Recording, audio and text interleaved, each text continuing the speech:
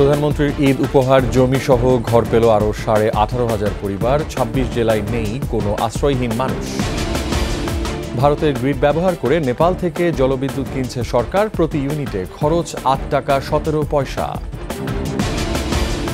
রোহিঙ্গাদের ভোটার তালিকায় অন্তর্ভুক্ত করার বিষয়ে তদন্তের নির্দেশ হাইকোর্টের। 8ই আগস্টের মধ্যে প্রতিবেদন দাখিল। জাতিসংঘ নিরাপত্তা পরিষদে গাজায় যুদ্ধবিরতি প্রস্তাব পাস। স্বাগত জানালো হামাস। ইসরায়েলের বিরোধিতা।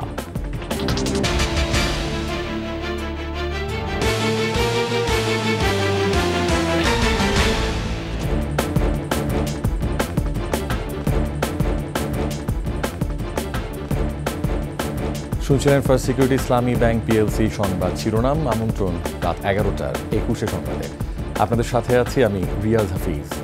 দর্শক, 21 টেলিভিশনের সংবাদ একই সাথে সরাসরি দেখতে পাবেন আমাদের ফেসবুক পেজ www.facebook.com/2124 অনলাইনে। জমির মালিকানা সহ স্থায়ী ঠিকানা পেলেন আরও 18,566টি ভূমি ও গৃহহীন পরিবার। আজ দেশে 26 জেলার সব উপজেলা সহ আরও নতুন 70টি উপজেলাকে ভূমি ও গৃহহীন মানুষ মুক্ত ঘোষণা করলেন প্রধানমন্ত্রী শেখ হাসিনা। বক্তব্যে তিনি বলেন, মানুষের জীবনমান উন্নত করাই সরকারের অন্যতম লক্ষ্য। সম্প্রতি ঘূর্ণিঝড় রিমালের প্রভাবে ক্ষতিগ্রস্তদের তালিকা তৈরি করা হয়েছে জানিয়ে সবাইকেই সহায়তার কথাও জানান প্রধানমন্ত্রী। কক্সবাজার থেকে বিস্তারিত জানাচ্ছেন ফারজানা শোভা। ক্যামেরায় ছিলেন তপু শাহিন। সমুদ্রের কোল ঘেঁষা কক্সবাজারের সদর, ঈদগাঁও আর মহেশখালীতে আজ সাজরব। এই তিনটি উপজেলার সাথে আজ পুরো জেলা গৃহ ও ভূমিহীন মুক্ত। কক্সবাজার ছাড়াও লালমনিরহাটে 1282টি এবং ভোলায় 1234টি বাড়ি হস্তান্তর করতে প্রধানমন্ত্রী গণভবন থেকে ভিডিও কনফারেন্সে যুক্ত হন সুবিধাভোগীদের সাথে। আশ্রয়ণ 2 প্রকল্পের পঞ্চম পর্বের দ্বিতীয় ধাপে 18,566টি গৃহ ও ভূমিহীন পরিবারকে বাড়ি হস্তান্তরের পাশাপাশি তিনি 26 জেলার সব উপজেলা সহ আরও 70টি উপজেলাকে ভূমি ও গৃহহীন মানুষ মুক্ত ঘোষণা করেন। আগে যে কষ্ট পাইছি, বিড়া বাড়ি নোয়াশিল, ঘর বাড়ি নোয়াশিল, এখন আমরা একটু পানি ভাসি, বিদ্যুৎ ভাসি। আমার প্রধানমন্ত্রী কার্ড ঘর দিছে, ওই ঘরটা নিয়ে আমি সুখে আছি। ফুটপাড়ে বসত বাড়ির থেকে তুলে এনে আমাদেরকে একটি মজিব শতবর্ষ বাড়ি দিচ্ছেন। আমরা অনেক আনন্দিত, অনেক খুশি। প্রধানমন্ত্রী বলেন, প্রাকৃতিক দুর্যোগে ক্ষতিগ্রস্তদের পাশে আছে আওয়ামী লীগ সরকার। রেমালে ক্ষতিগ্রস্তদের ঘরবাড়ি নির্মাণ থেকে শুরু করে অর্থনৈতিক সচ্ছলতার জন্য সহায়তা দেওয়ার আশ্বাস দেন। ইতিমধ্যে আমরা কিন্তু তালিকা করেছি কোন কোন এলাকায় কতগুলি ঘর সম্পূর্ণভাবে বিধ্বস্ত হয়েছে, কতগুলি আংশিক বিধ্বস্ত হয়েছে। যেগুলি সম্পূর্ণ ক্ষতিগ্রস্ত তাদেরকে আমরা ঘর তৈরি করে দেব। আংশিক ক্ষতিগ্রস্ত তাদের জন্য আমরা ঘর নির্মাণ উপকরণ দিয়ে সহায়তা করব। যে আপনাদের চিন্তার কোনো কারণ নেই, প্রত্যেকেরই ঘর নির্মাণ যাতে করতে পারেন সে ব্যবস্থাটা ইনশাল্লাহ আমি করে দেব। আশ্রয়ণ সহ সরকারের অন্তর্ভুক্তিমূলক উন্নয়নের সুফলভোগীদের যত্নবান হওয়ার আহ্বান জানিয়ে প্রধানমন্ত্রী বলেন, 1 ইঞ্চি জমিও অনাবাদি না রেখে উৎপাদন করতে হবে। ইতিমধ্যে আমরা বিভিন্ন জায়গায় এই আশ্রম প্রকল্প দিয়ে মানুষকে পুনর্বাসন করেছি। একটা আত্মবিশ্বাস, আত্মমর্যাদাবোধ ফিরে এসেছে। একটি দেশকে উন্নত করতে হলে এটা সবথেকে বেশি প্রয়োজন। বিদ্যুৎ ব্যবহারে সাশ্রয়ী হতে হবে, মিতব্যয়ী হতে হবে এবং যে জিনিসটা আপনি পাচ্ছেন কোনো অর্থ খরচ করতে হচ্ছে না, কিন্তু সেটাকে আপনাকেই রক্ষা করা, আপনার নিজের সম্পদ হিসেবে যত্ন নিতে হবে। সেটাই আমি আপনাদের বলবো। সকলকে আমি আহ্বান জানাবো, কোথাও যেন 1 ইঞ্চি জমি অনাবাদি না থাকে। প্রতিটি গ্রামকে নাগরিক সুবিধার আওতায় আনা হবে জানিয়ে বঙ্গবন্ধু কন্যা বলেন, পিতার মতো তারও লক্ষ্য জনগণের জীবনমান উন্নত করা। আমার বাবা যেভাবে নিজেকে বাংলাদেশের জনগণের সেবক হিসেবে ঘোষণা দিয়েছিলেন, আমিও তার পদাঙ্ক অনুসরণ করে বাংলাদেশের মানুষের সেবক হিসেবেই নিজেকে আমি উপস্থাপন করি এবং আমার চেষ্টা হচ্ছে এ বাংলাদেশ কখনো পিছিয়ে থাকতে পারবে না। এ বাংলাদেশকে এগিয়ে নিয়ে যেতেই হবে। এদেশের মানুষ ক্ষুধা দারিদ্র্য থেকে মুক্তি পাবে, প্রত্যেকটা মানুষ সুন্দর জীবন পাবে। এ নিয়ে ভূমি ও গৃহহীন মুক্ত জেলার সংখ্যা দাঁড়ালো 58টি এবং উপজেলা 464টি। এ যেন এক বদলে যাওয়া জনপদের গল্প। দারিদ্র্যের তকমা ঝেড়ে ফেলে এসব প্রান্তিক মানুষ স্বপ্ন দেখছেন নতুন করে বাঁচবার। শুধু অর্থনৈতিক সচ্ছলতাই নয়, সামাজিক সম্মান এনে দেওয়া 2 শতকের জমি সহ এসব বাড়ি হস্তান্তর করে প্রধানমন্ত্রী শেখ হাসিনা বললেন, জনগণ সচেতন এবং একতাবদ্ধ থাকলে সব প্রতিকূলতা মোকাবেলা করেও বাংলাদেশ এগিয়ে যাবে। বিশ্বের বুকে মাথা উঁচু করে উন্নত দেশের কাতারে সামিল হবে অচিরেই। ঈদগাহ থেকে ফারজানা শোভা, 21 টেলিভিশন, কক্সবাজার। ভারতের জাতীয় গ্রিড ব্যবহার করে আগামী 5 বছরের জন্য 40 মেগাওয়াট জলবিদ্যুৎ আমদানির অনুমোদন দিয়েছে পণ্য ক্রয় সংক্রান্ত মন্ত্রিসভা কমিটি। এতে প্রতি ইউনিটে খরচ হবে 8 টাকা 17 পয়সা। গ্রিড ব্যবহারে প্রতি ইউনিটে 0.059 রুপি ভাড়া দিতে হবে ভারতকে। সাথে সাথে ট্রান্সমিশন খরচও বহন করতে হবে বাংলাদেশকে। ট্রান্সমিশন ফি এখনও নির্ধারিত হয়নি। বৈঠকের পর সংবাদ সম্মেলনে মন্ত্রিপরিষদ বিভাগের সংস্কার ও সমন্বয় সচিব মাহমুদুল হুসাইন খান জানান, নেপাল ইলেকট্রিসিটি অথরিটি ও বাংলাদেশ বিদ্যুৎ উন্নয়ন বোর্ডের মধ্যে একটি চুক্তি করার সিদ্ধান্ত হয়েছে। প্রকল্প বাস্তবায়নে 5 বছর মেয়াদী 650 কোটি টাকার একটি প্রকল্প নেওয়া হচ্ছে। 40 মেগাওয়াট 5 বছরের জন্য 5 বছরের জন্য এই চুক্তি করা হচ্ছে, ত্রিপক্ষীয় চুক্তি। কারণ বিদ্যুৎটা নেপালের আসবে, ভারত হয়ে বাংলাদেশে আসবে। খরচ পড়ছে বাংলাদেশি টাকায় প্রতি ইউনিট 8 টাকা 17 পয়সা। কলকাতায় খুন হওয়া বাংলাদেশের সংসদ সদস্য আনারুল আজিম আনার চোরাচালানের সাথে জড়িত ছিলেন এমন কথা কখনো বলেননি বলে দাবি করেছেন স্বরাষ্ট্রমন্ত্রী আসাদুজ্জামান খান কামাল। দুপুরে রাজারবাগ পুলিশ লাইন্স হাইওয়ে পুলিশের প্রতিষ্ঠাবার্ষিকীর অনুষ্ঠান শেষে সাংবাদিকদের প্রশ্নের উত্তরে তিনি বলেন, ঝিনাইদহ সন্ত্রাসপূর্ণ একটি এলাকা, ওখানে সত্যিকারের কি হয়েছে সেটি তদন্ত করে পরবর্তীতে সবকিছু জানানো হবে। এছাড়া আনারের মেয়ে সন্দেহভাজনদের নাম বললেও সে তালিকায় কে বা কারা আছেন সে বিষয়ে তদন্ত শেষ হওয়ার আগে কিছু বলা যাবে না বলে জানান স্বরাষ্ট্রমন্ত্রী।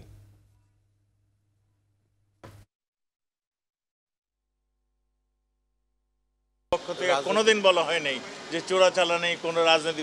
আমরা সবসময় বলে আসছি, এমপি আমাদের ওই এলাকাটা একটা সন্ত্রাস কবল এলাকা, ওখানে কি হয়েছে সত্যিকারের ঘটনা সেটা আমাদের জানতে হবে। আমরা এখন তদন্ত করছি, তদন্ত পরে আপনাদেরকে জানাবো। সারা দেশে কতজন রোহিঙ্গাকে ভোটার তালিকায় অন্তর্ভুক্ত করা হয়েছে তা তদন্তের নির্দেশ দিয়েছে হাইকোর্ট। আগামী 8 আগস্টের মধ্যে প্রতিবেদন দাখিল করতে বলা হয়েছে। এক সম্পূরক আবেদনের শুনানি শেষে বিচারপতি নাইমা হায়দার ও বিচারপতি কাজী জিনাত হকের বেঞ্চ এ আদেশ দেন। শাকের আরজু জানাচ্ছেন বিস্তারিত।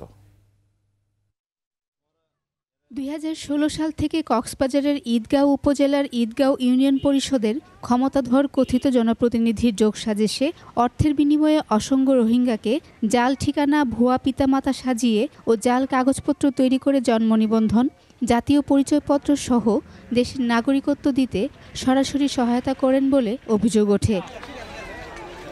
কোনো ব্যবস্থা না নেওয়ায় স্থানীয় এক বাসিন্দা 38 জন রোহিঙ্গার নাম উল্লেখ করে সংশ্লিষ্ট কর্তৃপক্ষের কাছে অভিযোগ করেন। সবশেষ 2023 সালের 29 অক্টোবর এক তদন্ত প্রতিবেদনে 38 জনের মধ্যে 35 জন রোহিঙ্গার বিষয়ে সত্যতা পাওয়া যায়। এসব রোহিঙ্গার নাম ভোটার তালিকা থেকে বাদ দেওয়ার জন্য কোনো পদক্ষেপ নেওয়া হয়নি। রোহিঙ্গাদের ভোটার রেখেই ওই ইউনিয়ন পরিষদ নির্বাচনের তফসিল ঘোষণা করা হয়। পরে এ ঘটনায় হাইকোর্টে রিট করা হয়।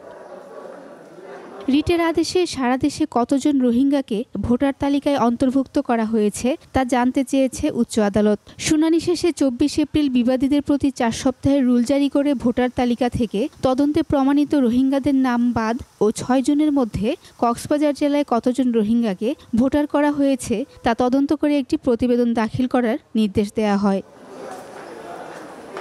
আইনজীবী জানান, এখানে ওই প্রতিবেদন দাখিল করা হয়নি, ফলে সারা দেশে ভোটার তালিকায় কতজন রোহিঙ্গা অন্তর্ভুক্ত আছে তা দাখিলের নির্দেশনা চেয়ে গত সোমবার সম্পূরক আবেদন করা হয়, যার আদেশ দেন হাইকোর্ট।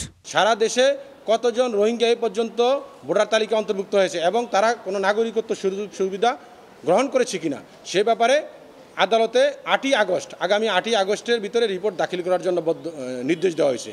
বিবাদীরা হচ্ছেন স্থানীয় সরকার বিভাগের সচিব, প্রধান নির্বাচন কমিশনার, নির্বাচন কমিশন সচিব, রেজিস্ট্রার জেনারেল সহ 17 জন। আগামী 8 আগস্টে তারা কতজন রোহিঙ্গা বাংলাদেশে ভোটার তালিকা অন্তর্ভুক্ত হয়েছে এই রিপোর্ট দিবে। রিট পিটিশন তো আসি, তারপরেও যারা কর্তৃপক্ষ আছে, সংশ্লিষ্ট যারা আছে, এহেন কর্মকার থেকে এই ভোটার তালিকা অন্তর্ভুক্ত করা থেকে বিরত থাকবে।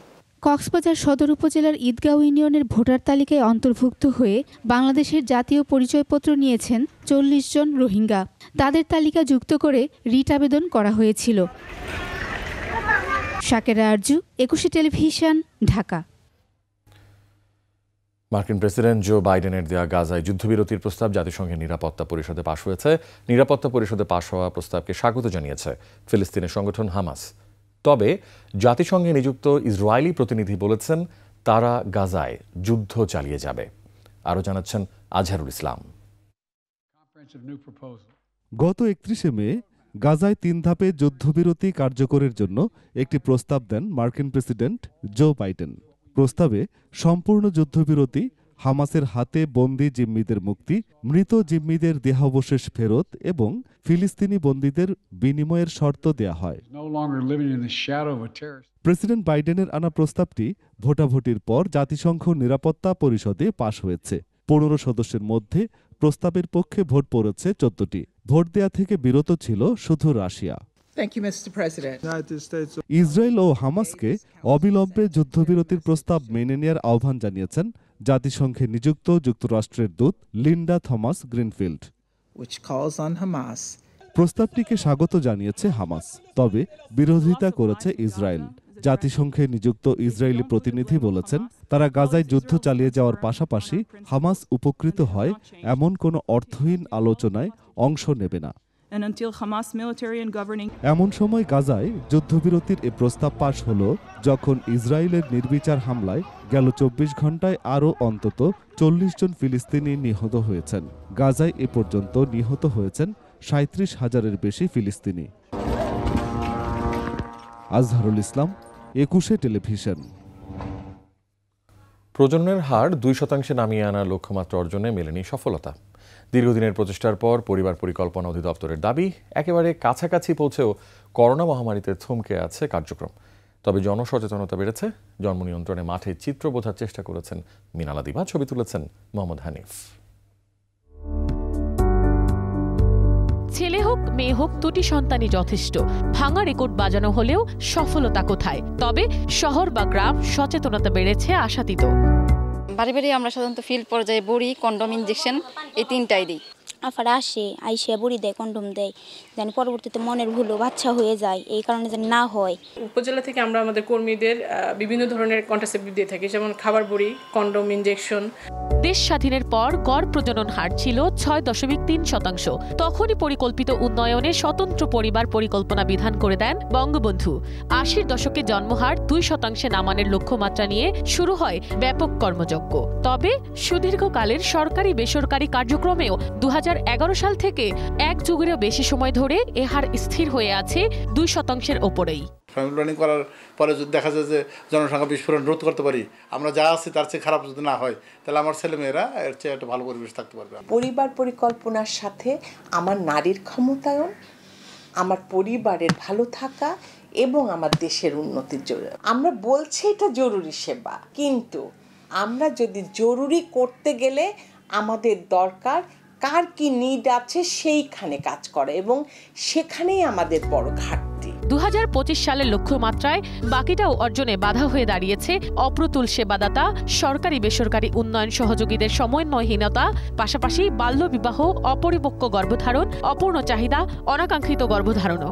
100টি অ্যাডোলেসেন্ট মেয়ের মধ্যে 50টি মেয়ের বিয়ে হয়ে যায় 18 বছরের আগে। তার মধ্যে 28% ওই অ্যাডোলেসেন্ট থাকা অবস্থায় প্রেগনেন্ট হয়ে যায়। যে টিনেজ প্রেগনেন্সি যেটি, এটি 7% মতো নগরে কিন্তু বেড়ে গিয়েছে। কাজে এটি কিন্তু আমাদের একটু চিন্তার বিষয় রয়েছে। সর্বশেষ স্যাম্পল ভাইটাল রেজিস্ট্রেশন সার্ভে বলছে 62.1% দম্পতি এখন জন্ম নিয়ন্ত্রণ পদ্ধতি স্বাচ্ছন্দ্যেই নেয়। প্রাকৃতিক ও সনাতন নিয়ন্ত্রণ চর্চা করে 9%, বাকি 30% এখনো দুটা নাই। বাংলাদেশে এখন এই যারা পরিবার পরিকল্পনা পদ্ধতি গ্রহণ করছেন তাদের মধ্যে 27% দম্পতি পিল ব্যবহার করছেন। তারপরে হয়তো আমি মনে করি ইনজেক্টেবল, তারপরে হয়তো আমাদের আইউডি, এই নিডগুলো আমরা কিন্তু আগে থেকে অ্যাসেস করেছি। খাবার বড়ি, ইনজেকশন, ইমপ্লান্ট ও কন্ডোমের মতো জন্ম নিয়ন্ত্রণ সামগ্রী বিনামূল্যে বিতরণ ও সচেতনতা কার্যক্রম চালিয়ে যাচ্ছে পরিবার পরিকল্পনা অধিদপ্তর। এরপরেও 60% মানুষকেই সেগুলো কিনতে হয় উচ্চ মূল্যে। প্রোডাক্টেরও দাম কম বেশি আছে, অনেকে যারা আগে বেশি দামের গুলো ব্যবহার করতো তারা ওইটা একটু কম দামের গুলো ব্যবহার করে। অনেক বড় পরিবার চালানো আসলে অনেক কষ্টকর। জন্ম বিরতিকরণ যে মেডিসিনগুলো ইয়েগুলি আছে, এই যেমন কন্ডম, পিল, এগুলি আগের তুলনায় অনেক দাম বেড়ে গেছে। এখানে সরকারি সেবার চেয়ে বেসরকারি সেবাটা মুখ্য হয়ে দাঁড়িয়েছে। এখন নিম্ন আয়ের যে মানুষগুলো রয়েছে তাদের এই সেবাটা ক্রয় করে নেওয়ার ক্ষেত্রে এক ধরনের প্রতিবন্ধকতা রয়েছে কিনা, যদি দাম যদি বেড়ে যায়, ক্রয় ক্ষমতার বাইরে চলে যায় এবং আয় উপার্জন যদি কমে যায়, সেটি কিন্তু একটি প্রভাব ফেলবে এই জায়গা। সম্মিলিত প্রচেষ্টা করতে পারি এবং প্রচেষ্টাকে আবার জোরদার করতে পারি, তাহলে কিন্তু আমার মনে হয় এই যে বাকি যে বাধাটুকু আছে সেটুকু আমরা অর্জন করতে পারবো। প্রজনন হার কমানোর বিষয়ে সচেতন সবাই, কিন্তু পথের বাধাগুলো না সরায় অর্জিত হচ্ছে না লক্ষ্যমাত্রা। মিনালা দিবা, একুশে টেলিভিশন, ঢাকা। অতি মুনাফালোভী ব্যবসায়ীদের অনৈতিক কর্মকাণ্ডের কারণে জনগণ যাতে ভোগান্তিতে না পড়ে সেদিকে খেয়াল রাখার আহ্বান জানিয়েছেন রাষ্ট্রপতি মোহাম্মদ শাহাবুদ্দিন। 4 দিনের পাবনা সফরের তৃতীয় দিন পাবনা সার্কিট হাউসে জেলার চেম্বার অব কমার্সের প্রতিনিধিদের সঙ্গে মতবিনিময় করেন রাষ্ট্রপতি। তিনি বলেন, নিয়মনীতি মেনে ব্যবসা করলে সরকার সবসময় ব্যবসায়ীদের পাশে থাকবে। সরকার বাণিজ্য ও বিনিয়োগ সংক্রান্ত নীতি নির্ধারণে ব্যবসায়ীদের পরামর্শ গুরুত্ব সহকারে বিবেচনা করে। সরকারের প্রস্তাবিত 7,97,000 কোটি টাকার বাজেট বাস্তবায়নে ব্যবসায়ীদের সর্বাত্মক সহযোগিতা প্রত্যাশা করেন রাষ্ট্রপ্রধান। এ সময় পাবনার কৃষি, শিল্পসহ বিভিন্ন খাতের ঐতিহ্য ও বাণিজ্যিক সম্ভাবনা তুলে ধরে ব্যবসায়ী নেতৃবৃন্দকে বিদ্যমান সম্ভাবনাগুলোকে কাজে লাগাতে কর্মসংস্থান ও উদ্যোক্তা সৃষ্টিতে কার্যকর পদক্ষেপ নেওয়ারও আহ্বান জানান রাষ্ট্রপতি। বাংলাদেশের গণতান্ত্রিক রাজনীতি ধ্বংসের আরেকটি কালো অধ্যায় 111। সেনা সমর্থিত সরকারের মূল লক্ষ্য ছিল রাজনীতি থেকে শেখ হাসিনাকে মাইনাস করা। গণতন্ত্র পুনরুদ্ধারে দেশজুড়ে ওঠা দাবির মুখে ব্যর্থ হয় ষড়যন্ত্র। মুচলেকা নয়, আইনি লড়াইয়ে জিতে জনতার মঞ্চে এসে দাঁড়ান শেখ হাসিনা। আরও জানাচ্ছেন আকবর হোসেন সুমন। এই মুক্তির মিছিলে শৃঙ্খল ভাঙার পণ, রৌদ্র করজ্জ্বল দিনের জ্যোতি হয়ে গড়িয়েছিল সুধা সদনের আঙিনায়। 2007 সালের 16 জুলাই ধানমন্ডির সুধা সদন থেকেই আওয়ামী লীগ সভাপতি শেখ হাসিনাকে গ্রেফতার করা হয়। ষড়যন্ত্রের মামলায় সংসদ ভবন চত্বরে স্থাপিত বিশেষ কারাগারে বন্দী রাখা হয় বঙ্গবন্ধু কন্যাকে। বিএনপি জামাত জোট সরকারের দুঃশাসনের মেয়াদ শেষে 1/11 অন্তর্বর্তীকালীন সরকারের ক্ষমতা গ্রহণই ছিল গণতন্ত্র অবরুদ্ধ করার সংকেত। সংস্কারের নামে ঘরবন্দি করা হয় রাজনীতিকে, দানা বাঁধে শেখ হাসিনাকে মাইনাসের ষড়যন্ত্র। আমাদের একটাই দাবি ছিল, without Sheikh Hasina no dialogue, no election. এবং তত্ত্বাবধায়ক সরকার ব্যর্থ হয়েছে আমাদের সেই সংস্কারবাদী নেতাদেরকেও, তাদের সংস্কারবাদী নেতাদের ব্যবহার করে আওয়ামী লীগের যে একটা দৃঢ় বিভক্তি সৃষ্টি করা, আওয়ামী লীগের কর্মীদের মধ্যে ফাটল ধরানোর চেষ্টা করে, সেটা তারা পারে নাই। বঙ্গবন্ধু কন্যার মুক্তির দাবিতে গণস্বাক্ষর সংগ্রহে মানুষের অভূতপূর্ব সাড়ায় টনক নড়ে 1/11 কুশীলবদের। অন্তর্বর্তীকালীন সরকারের খোলসে থাকা স্বৈর শাসকের পতনের ঘণ্টা বাজে। 25 লক্ষ গণস্বাক্ষর, অন্যান্য সহযোগী সংগঠনের গণস্বাক্ষর এবং একটা অ্যাটমসফিয়ার সৃষ্টি হয়ে গেছিল যে শেখ হাসিনাকে জেলখানায় রাখা যাবে না। এটা তত্ত্বাবধায়ক সরকার বুঝতে পেরেছিলেন। নির্বাচন তারা দিতে হবে, এটা বুঝতে পেরেছেন। নির্বাচন না দিয়ে তাদের উপায় নাই। তথাকথিত সংস্কারবাদী নেতাদের মাধ্যমে ডায়লগ করে কোনো ফায়দা হবে না, যার ফলশ্রুতিতে 11ই জুন আমাদের প্রিয় নেত্রী জননেত্রী শেখ হাসিনাকে মুক্তি দিতে বাধ্য হয়েছিলেন। আমরা আইনি লড়াইয়ের মাধ্যমে শেখ হাসিনাকে মুক্ত করেছি। দীর্ঘ 11 মাস পর 2008 সালের 11ই জুন শেখ হাসিনাকে মুক্তি দিতে বাধ্য হয় সেনা সমর্থিত সরকার। শুরু হয় গণতান্ত্রিক রাজনীতির নতুন অধ্যায়।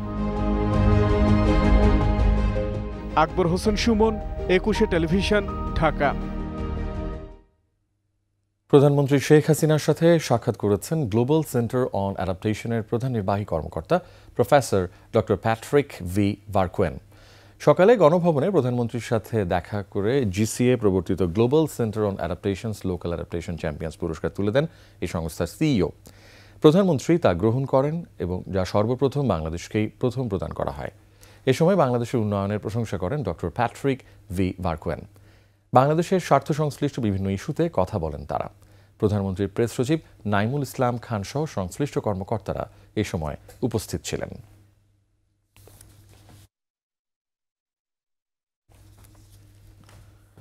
দায়িত্ব নিলেন নবনিযুক্ত বিমান বাহিনী প্রধান chief air marshal Hasan Mahmud Khan. সকালে গণভবনে প্রধানমন্ত্রী শেখ হাসিনার উপস্থিতিতে নতুন বিমান বাহিনী প্রধানকে র্যাঙ্ক ব্যাজ পরিয়ে দেওয়া হয়। সেনাপ্রধান জেনারেল শফিউদ্দিন আহমেদ ও নৌবাহিনী প্রধান admiral Mohammad Nazmul Hasan rank badge পরিয়ে দেন। এ সময় বিমান বাহিনী প্রধানকে ফুল দিয়ে অভিনন্দন জানান প্রধানমন্ত্রী। কুশলাদি বিনিময় সহ বিভিন্ন বিষয় নিয়ে প্রধানমন্ত্রীর সাথে কথা বলেন নবনিযুক্ত বিমান বাহিনী প্রধান। প্রধানমন্ত্রীর সামরিক উপদেষ্টা, সামরিক সচিব সহ ঊর্ধ্বতন কর্মকর্তারা এ সময় উপস্থিত ছিলেন।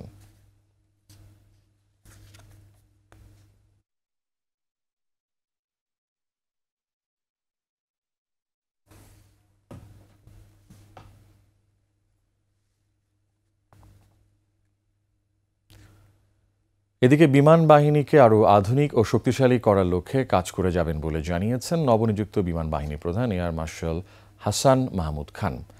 মঙ্গলবার দুপুরে রাজধানীর ধানমন্ডি ৩২ নম্বরে জাতির পিতা বঙ্গবন্ধু শেখ মুজিবুর রহমানের প্রতিকৃতিতে শ্রদ্ধা নিবেদন শেষে তিনি কথা বলেন। পরে নবনিযুক্ত বিমান বাহিনী প্রধান ঢাকা সেনানিবাসে শিখা অনির্বাণে পুষ্পস্তবক অর্পণ করেন। এর আগে সকালে বিদায়ী বিমান বাহিনীর প্রধান air chief marshal Sheikh Abdul হান্নানের কাছ থেকে আনুষ্ঠানিকভাবে দায়িত্বভার গ্রহণ করেন তিনি। পরে air chief marshal Hasan Mahmud Khan সদর দপ্তরে পৌঁছালে তাকে গার্ড অফ অনার প্রদান করা হয়।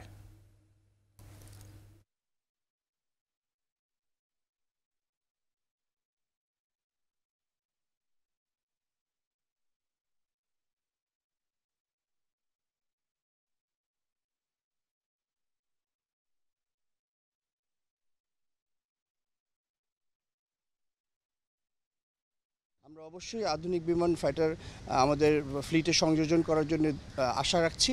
বর্তমান বৈশ্বিক পরিস্থিতি সব কিছু মিলিয়ে আমাদের বাহিনীকে আরও উত্তরোত্তরভাবে আমরা যেটুকুই আমাদের সক্ষমতা আছে তাকে আরও সমুন্নত করে এবং আরও উন্নতি করার জন্য কাজ করা। মোবাইল অপারেটর প্রতিষ্ঠানকে ১৫২ কোটি টাকা সুদ মওকুফ করার অভিযোগে মূসকের সাবেক কমিশনার ওয়াহিদা রহমান চৌধুরীর বিরুদ্ধে মামলা করেছে দুর্নীতি দমন কমিশন দুদক। দুদকের সহকারী পরিচালক শাহ আলম বাদী হয়ে ঢাকা সমন্বিত কার্যালয় ১-এ মামলাটি দায়ের করেন। রাজধানীর সেগুনবাগিচায় সংস্থাটির প্রধান কার্যালয়ে সংবাদ সম্মেলনে দুদকের সচিব খোরশেদা ইয়াসমিন জানান, মূসকের সাবেক কমিশনার ওয়াহিদা রহমান ক্ষমতার অপব্যবহার করে একক নির্বাহী সিদ্ধান্তে গ্রামীণফোন লিমিটেড, বাংলালিংক, রবি ও এয়ারটেল এই ৪টি প্রতিষ্ঠানকে ১৫২,৮৯,৩৯০ টাকা অপরিশোধিত সুদ মওকুফ করে বিশেষ সুবিধা দিয়েছেন। এতে সরকারের ব্যাপক আর্থিক ক্ষতি হয়েছে বলে মন্তব্য করেন দুদক সচিব।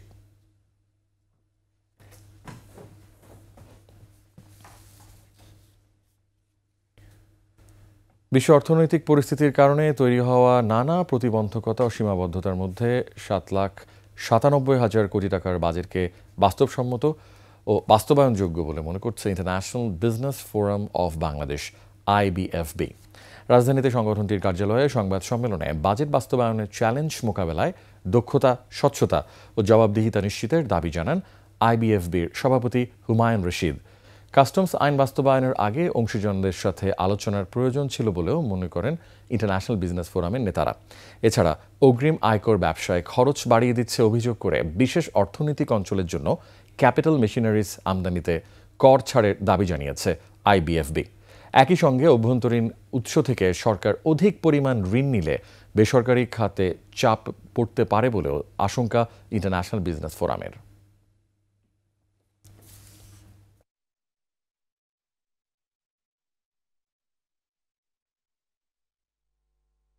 একটা ইকোনমিক জোনে ক্যাপিটাল মেশিনারিজের উপরে 1% করে শুল্ক কর প্রয়োগ করা হয়েছে। বাংলাদেশকে এই বেকারত্ব লোকের জন্য কর্মসংস্থান করা এবং দক্ষতা বৃদ্ধি করা, এটা ব্যাপারে IBFB অত্যন্ত অ্যাক্টিভ এর জন্য চাচ্ছি ইকোনমিক জোনগুলোতে যাতে ডিউটি এই ক্যাপিটাল মেশিনের উপরে ডিউটি ইম্পোজ না করা হয়। এবার বিকাশ ঈদ কেনাকাটা।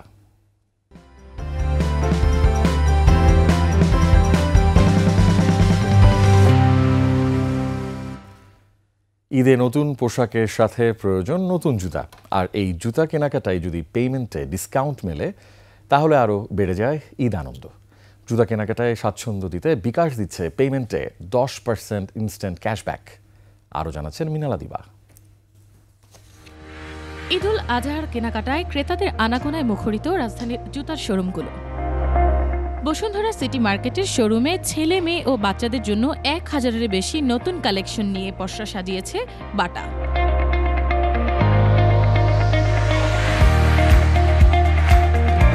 ছেলেদের জন্য আছে পাঞ্জাবির সাথে পরার স্যান্ডেল, আছে Hush Puppies moccasin, Comfit sandal, Hush Puppies sandal সহ বাটার স্যান্ডেলও। মেয়েরা পাবেন আরামদায়ক sandal, high heel, flat, wedge heel, heel সহ নানা ডিজাইনের জুতা। বাচ্চাদের জন্য রয়েছে আরামদায়ক সব জুতার সমারোহ। পছন্দের পণ্য কেনাকাটার পর বিকাশ পেমেন্টের কুপনে D10 যোগ করলেই ছটপট 10% ক্যাশব্যাক পাচ্ছেন ক্রেতারা। 1000 টাকার উপরে যদি কোনো কিছু পারচেস করে সেটা হচ্ছে বিকাশের অ্যাপস দিয়ে যদি স্ক্যান করে পেমেন্ট করে, এরপরে কুপনটা অ্যাড করতে হবে D10। কুপনের ঘরে D10 লিখে ওটা অ্যাড করতে হবে। অ্যাড করার পরেই কাস্টমার পেমেন্ট করলে ইনস্ট্যান্ট 100 টাকা ক্যাশব্যাক পাবে। আর এই অফারটা, এই ক্যাম্পিংটা একটা কাস্টমার একদিনে 1000-এ 2 বার নিতে পারবে। একবার 100 টাকা পেমেন্ট করবে, দেন আবার যদি সে পেমেন্ট করে তাহলে আবার 100 টাকা ক্যাশব্যাক পাবে। আর এই পুরো ক্যাম্পিং চলাকালীন কাস্টমার টোটাল 300 টাকা ক্যাশব্যাক পাবে। ঈদের আনন্দ বাড়িয়ে দিচ্ছে বিকাশের এই ক্যাশব্যাক। শপিং করতে আসলাম বাটাতে। এখানে হচ্ছে আমার মানি ব্যাগ কিন্তু স্টিল জিরো, আমার বিকাশে টাকা আছে। এখান থেকে আমি পেমেন্ট করার উদ্দেশ্যে কিন্তু এখানে আসছি, যেহেতু আপনার প্রশ্ন ছিল বিকাশ নিয়ে। এখানে একটা ক্যাশব্যাক অফার দিচ্ছে। ক্যাশব্যাকটা আসলে আমাদের অনেক হেল্পফুল। এটা একটা মানে আমি যেটা পেমেন্ট করছি এটা আবার যখন রিটার্ন আমার কাছে কিছু টাকা আসছে তখন আমার কাছে এটা আনন্দ মনে হয়। বিকাশ তো আসলে এটা একটা সহজ অর্থবহনের একটা পদ্ধতি এবং এটা আমাদের জন্য অনেক প্রয়োজন। যে কোনো সময় যে কোনো জায়গা থেকে 1 মিনিটে টাকা নিয়ে আসা যায়। অফারটি চলবে ঈদ পর্যন্ত। মিনালা দিবা, 21 টেলিভিশন, ঢাকা। এই ঈদে দেশ জুড়ে কেনাকাটার ফুর্তি হবে শুধু বিকাশে, সাথে ডিসকাউন্ট কুপন, ইনস্ট্যান্ট ক্যাশব্যাক। এবার বাণিজ্য সংবাদ।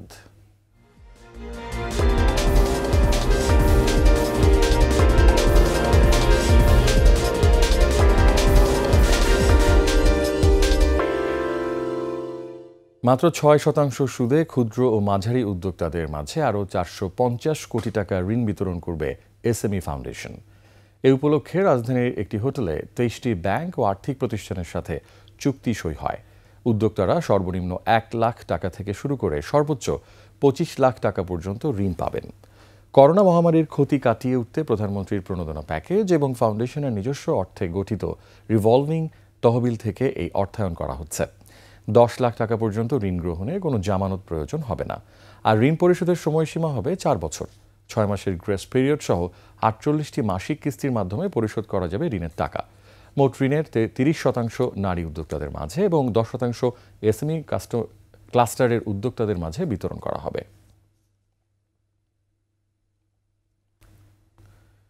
মূলধনী আয়কে করমুক্ত করার দাবি জানিয়েছে DSC brokers association of Bangladesh, DBA. রাজধানীর মতিঝিলে ডিএসসির ব্রোকার্স ক্লাবে আয়োজিত বাজেট পরবর্তী সংবাদ সম্মেলনে ব্রোকারেজের জন্য কর হার যৌক্তিকীকরণের দাবি জানায় ডিএসসি ব্রোকার্স অ্যাসোসিয়েশন।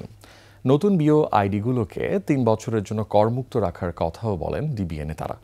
প্রস্তাবিত বাজেটে কোনো সিকিউরিটিজে বিনিয়োগের 5 বছর সময়কাল পর উক্ত বিনিয়োগের মুনাফার উপর যে 15% কর আরোপ করার প্রস্তাব করা হয়েছে তা প্রত্যাহার চেয়েছে ডিবিএ। ডিবিএ নেতারা বলেন, কয়েক বছর পুঁজিবাজার মন্দা অবস্থায় রয়েছে, এমন পরিস্থিতিতে বাড়তি করারও পুঁজিবাজারের জন্য সহায়ক হবে না। শেষ করছি রাত 11টার 21 সংবাদ। তবে যাবার আগে ফার্স্ট সিকিউরিটি ইসলামী ব্যাংক পিএলসি সংবাদ শিরোনামগুলো আরও একবার। প্রধানমন্ত্রীর ঈদ উপহার জমিসহ ঘর পেল আরও 18,500 পরিবার। 26 জেলায় নেই কোনো আশ্রয়হীন মানুষ। ভারতের গ্রিড ব্যবহার করে নেপাল থেকে জলবিদ্যুৎ কিনছে সরকার। প্রতি ইউনিটে খরচ 8 টাকা 17 পয়সা। রোহিঙ্গাদের ভোটার তালিকায় অন্তর্ভুক্ত করার বিষয়ে তদন্তের নির্দেশ হাইকোর্টের। 8ই আগস্টের মধ্যে প্রতিবেদন দাখিল। জাতিসংঘ নিরাপত্তা পরিষদে গাজায় যুদ্ধবিরতি প্রস্তাব পাশ। স্বাগত জানালো হামাস। ইসরায়েলের বিরোধিতা।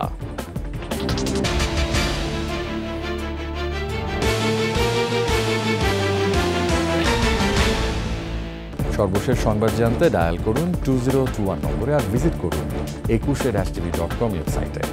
এছাড়া ফেসবুকে ভিজিট করতে পারেন www.facebook.com/2124 অনলাইন। এতক্ষণ সঙ্গে থাকার জন্য অসংখ্য ধন্যবাদ। পরবর্তী সংবাদ রাত 1টায় দেখার আমন্ত্রণ রইল। 21 সংবাদ দেখুন, সঙ্গে থাকুন।